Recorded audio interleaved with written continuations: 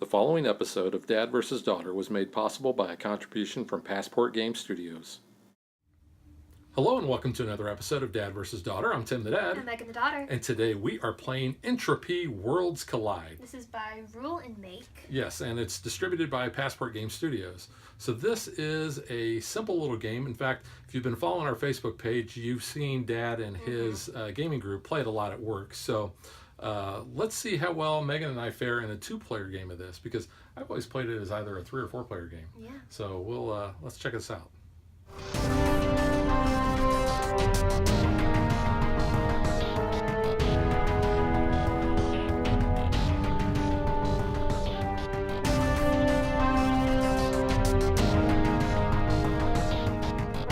The backstory is that we are all characters from different worlds, and those worlds were kind of ripped apart, and our reality basically was divided up into 4 realms for each of our worlds.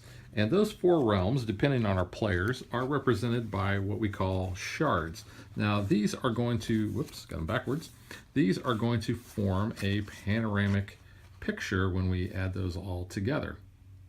And you can see that each of the cards has a symbol down at the bottom there, and that corresponds to our character. Now that character that I'm showing you is Ronan. You can see there's his symbol there. It's not the Ronan from Guardians of the Galaxy, unfortunately. Okay. Well, that's the bad guy, Guardians. Yeah. We could make it Guardian-esque, but you know. Have a dance-off, bro. You know. So I'll tell you a little bit about the character card. So you can, I said, here's his symbol. There's his name, obviously, in his picture. But this is his special ability, and I'll talk about how that gets enacted when I talk about the actions, because that's what this game is. It's an action selection type of game. It plays super fast. One of the things that we do during setup is we take those reality cards that we have, those 4 shards, and we are going to shuffle those together along with all the players, and then we're going to add an extra set in there, and there's also a wild one. But we have found that just playing 2-player, having only 3 sets of shards in there is kind of anticlimactic. So what we did, there's the wild card. Yeah, that's the wild one, and you can see it represents all the different realities there. But we've added 2 other realities in there, so that we have actually more. Because you've played this with more than 2 people, and you think I've played this better. I've played this with 3 and 4. I think it's definitely a much better game at 4 players. So we wanted to just kind of throw that in there in order to have a little bit better experience in the 2-player game. So I was talking about the action selection that we're going to do. We actually will all have an identical set of 6 cards in our hands, and those 6 cards are the actions we're going to take. So the first one we have is number 1. It's Unleash. Now you'll notice at the bottom it tells you what that action does. This says resolve your character's ability. So the ability that is on your character down here at the bottom, that is when that will fire off. The next card we have is the Expose. So that is you reveal a shard. So you take the shard if it belongs to your character. So the thing is, you have a couple of different options on how you want to maybe reveal your shards. So you can pick them from the Nexus, or you're each going to have one in your hold. So because you get to know what your card is in the hold. So if you know it's yours and you're like, oh, I want to reveal it, then you can go ahead and start putting it down below. But since this one isn't my character's, I don't really want to do that. Yeah. But I could reveal yours, so that one, if this one is mine, I could take it over here. Right, and once a shard is exposed, then it stays exposed. Yes. So everybody can see it. All right, so the third action that we are going to take is Fracture. And this is going to allow you to take the top 2 cards, or top 2 shards, from the Nexus. So we would just take the top 2. When we do that, we are going to decide which one of those we want to keep.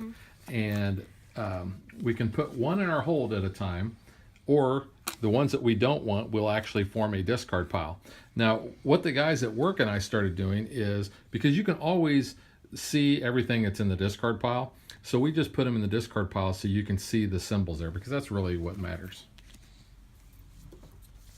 All right, number 4 is going to be Telekinesis. So you can take a shard. So that can be any exposed shard, or can you take one from the Nexus as well? Top of the deck? Yes, you can. Yeah, so you can take it from anywhere. So yeah, it doesn't have to be exposed. If you see your card over here, like I would want to play that because this one's my character's. Go ahead, and if it's exposed, you go ahead and put it in your little realm. Yep. The 5th card is a reset. Now that is going to allow you to take all of your action cards back up into your hand, because when you play an action, they're going to stay in front of you until either you play a reset or you have no cards left, and then you take all those cards back into your hand. Mm-hmm.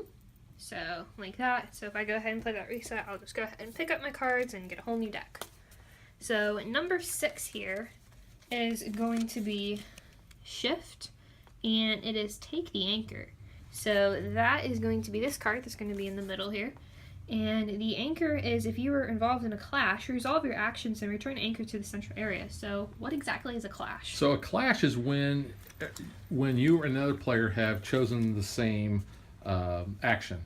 So let's just say that we all, because we choose and then we all reveal at the same time. So in this case, we both picked Fracture. Mm-hmm. So neither one of us would be able to execute that action unless someone had the anchor. So in this example, Megan has the anchor. She would be able to do it. I would not. Mm-hmm. My card would actually still stay in front of me as a basically useless turn. And then once you use the anchor, it goes back out to the play area. But if none of us had the anchor and we did it, we just lost a turn essentially and wasted a card. Yep.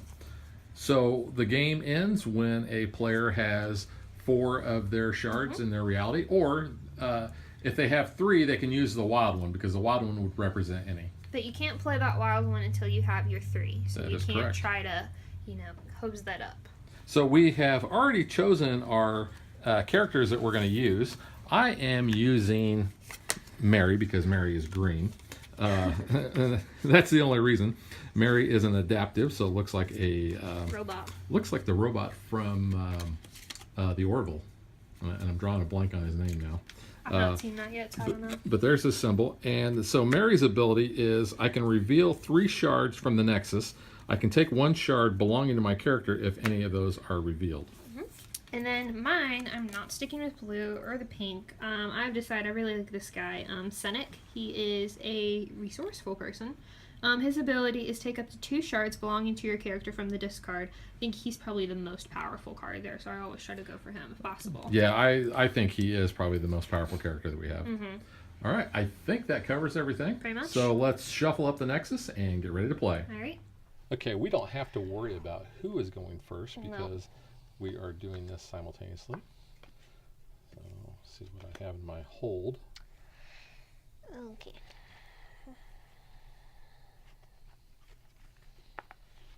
All right, and go. Okay, so these basically fire in numeric order. So since mine is number 1, I go first. I'll reveal 3 shards from the Nexus. I can take 1 shard if it belongs to me. So that one does not, that one does not, and that one does not. Yeah, so here's the problem. They've been revealed, but I'm going to do this. I'm going to take that because I know your ability. Yes. So I'm going to place those there because Megan's ability would allow her to actually take 2 of hers from there. That's pretty smart. All right, so my card was Fracture. Take the top 2 cards from the Nexus. And I'm going to go ahead and do that. And then these are going to go in the discard. Okay. All right, so I chose Fracture this time, so I will take 2 cards from the Nexus. And I don't really care for either one of those, so I will discard those. I'm going to take a shard, so I'm going to take that one. Put that in my realm. Yep, so now you have the first one in your realm. Mm-hmm.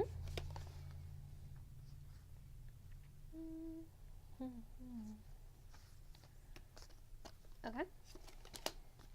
Okay, telekinesis goes first. It is take a shard. So I will take one of my shards from the discard pile. Right. And since it was already been revealed, being in the discard, I get to put it right into my realm. And I'm going to go ahead and take the anchor.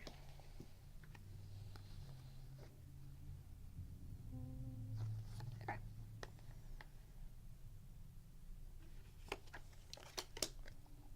expose, number 2. So reveal a shard. Is that the one you want to reveal? Yes, it is. And take it if it belongs to your character, but it does not. So just put that in the discard. Okay, so I did the shift, which is take the anchor, so I will actually take that from Megan. Okay.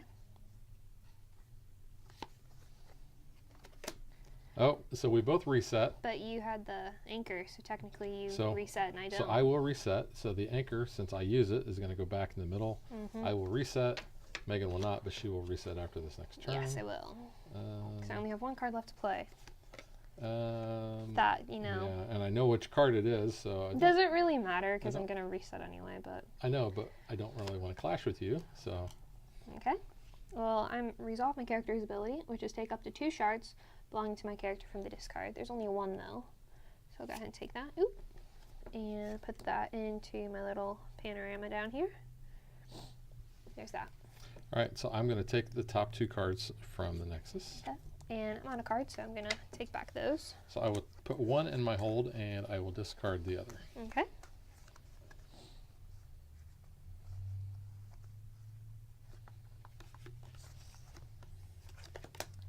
All right, expose. So reveal a shard, and if it belongs to my character, I can take it, and it does. All right, telekinesis. I will take one of my shards from the discard pile. Okay.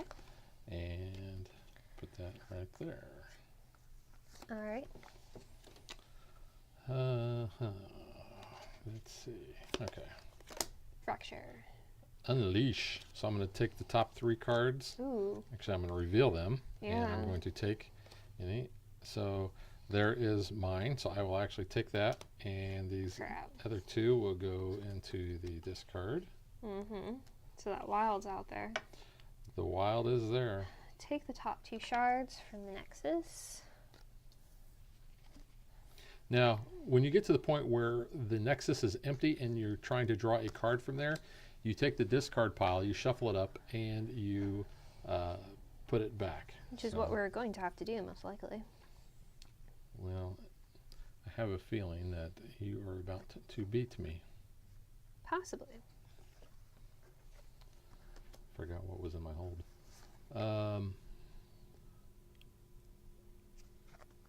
So there is that.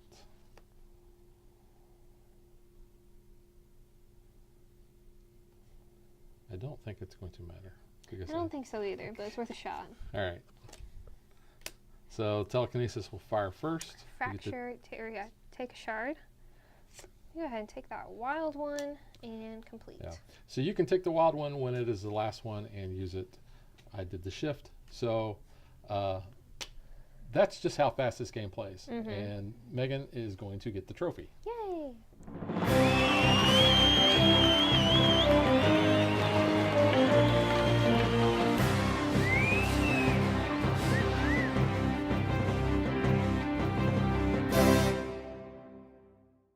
So yeah, Megan, I really couldn't do much about that. The problem was, I mean, it wasn't really a problem, but if I had the exposed too, I would have flipped that and added it. So, I mean, either way, I was most likely going to win that. Yeah, I figured you had one of yours in there. Actually, I knew that because it wasn't in the discard pile. No, yeah. Okay, so let's get to what we think.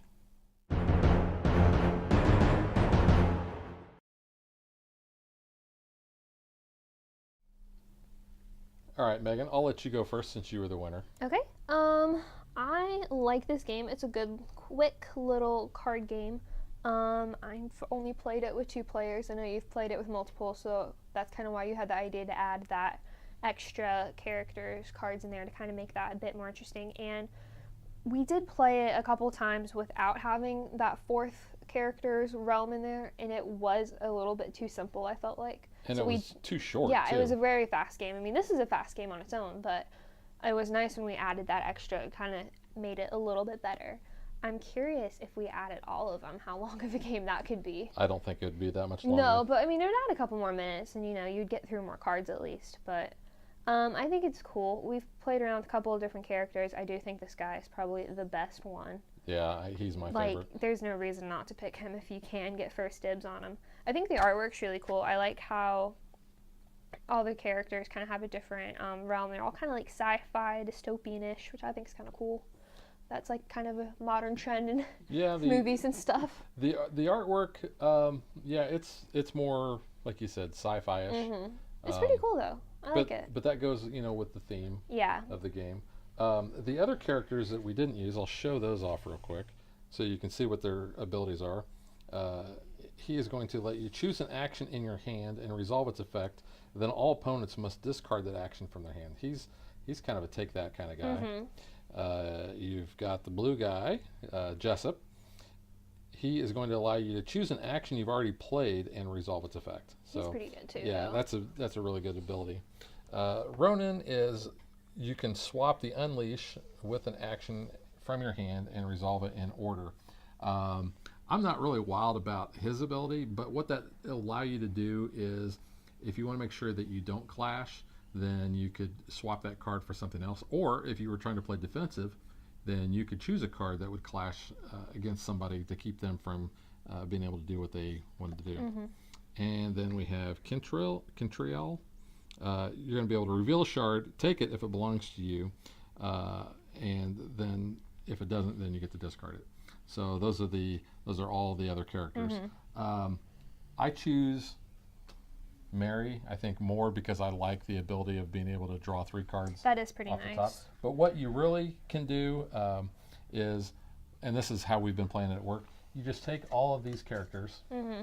and you'll see here's the backside of them, and shuffle them, and then you deal them out. I could see that, so yeah. It's, luck of the draw on who you get. The abilities, I mean, they're all pretty similar with what you can do, so it's not like, you're not going to be hosed if you get one that's like, has a really bad ability. They're all fairly good for, your different types of gameplay. Yeah. When I've been playing this with the guys at work, we have enjoyed it. So I do enjoy the game. It is good, yeah. It's a good lunch game because what we can do is we can get several. I think we generally have played about 3 over lunch. Yeah. So we've had people come and go. So I could see that, yeah. It's fast enough that you can do that, and then you swap up characters. Well, that is the good thing. I mean, if you have someone that needs to go, you can always easily fill a spot and just pop someone in and swap out. So that's kind of easy with this type of game because they are so quick. You can cycle through that too. Yeah, I think speaking of the artwork, I like the artwork on the action cards those the are best. Cool. They just kind of give you that sense of power. This guy's got he almost looks like a Green Arrow. Yeah, that's kind of what I was thinking. My name is Oliver Queen, and I play card games. This guy actually reminds me of the Dr. Carson Beckett from Stargate Atlantis. I can see it, yeah. Mm-hmm. And that actor was actually just on an episode of The Flash. Oh, cool. But the artwork on the cards is really kind of cool. Telekinesis. That one's kind of cool looking. I'm messing with you with my mind. It's like Jedi mind tricks. It is. And then you got your fracture there. They're just all really cool though. So it's a very simple game. I mean, you can teach the game in really a minute.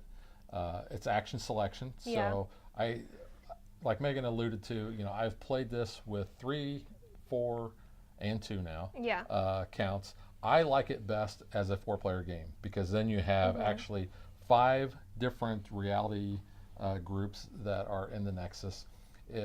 You've got multiple people that are trying to vie for the same actions, so you have a lot more clashes.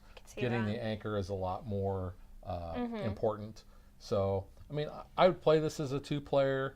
I wouldn't really care for it too much as a 2-player. I mean, we've played enough too. We can kind of predict kind of what the other person's going to go for. And with it being a 2-player, it's easier to see, well, they have this cards down. If I want to clash with them, I easily could. Or if, I know I really want to use this card and maybe they've already played it, it's a bit easier to kind of strategize with that, where I think if you were playing with multiple people, you have to kind of think, what are they going to do as well, and kind of play your game based on that too. I have noticed playing with the guys at work that there are a lot of times when people play defensive. They will play a role just because they know someone else is going to try to do that, and then because they can clash with them or prevent them, from being able to carry that out. Well, didn't you say you're kind of mean when it comes to when this gets discarded and you got sort of. I usually try to screw that up because I'll usually play like the fracture or use Mary's ability because that would be firing off before everybody else. That's true. And people that are trying to do the telekinesis or like your character's ability where you're going to be able to grab 2 from here of your own, then that really hoses it up because it all goes back to the Nexus. And It's Yeah. all shuffled. So, yeah, it's kind of a jerk move, but I do it when I play this game. Yeah. But no, it's a good filler game, so you might want to pick that up Definitely, yeah. if you're looking for one game that you can play in 10, 15 minutes, with four guys or four friends, I should say. Yeah.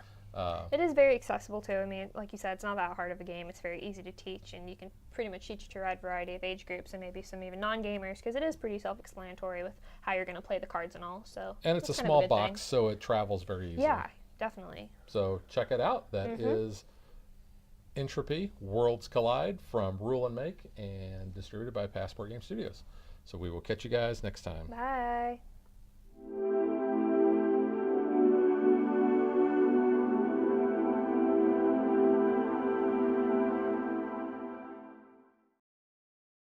If you would like to support us, you can visit patreon.com/dadvdaughter. Like and follow us on Facebook to stay current on our show schedule, sneak peeks at future shows, and to interact with us.